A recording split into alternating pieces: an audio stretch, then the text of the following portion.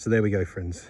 One lawn grown over winter, under sheets, ready for its first cut today in spring. So for reference, I reckon the tufty bits, the high bits, are running at about 130 mil.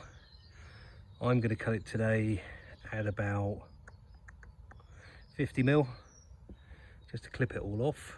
Try and make sure I've got all the pegs out so I don't damage my blade.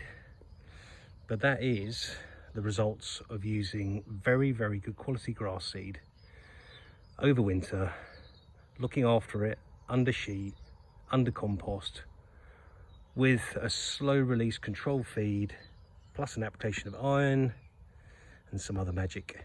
But that is a lawn grown over winter. Who'd ever think it was possible?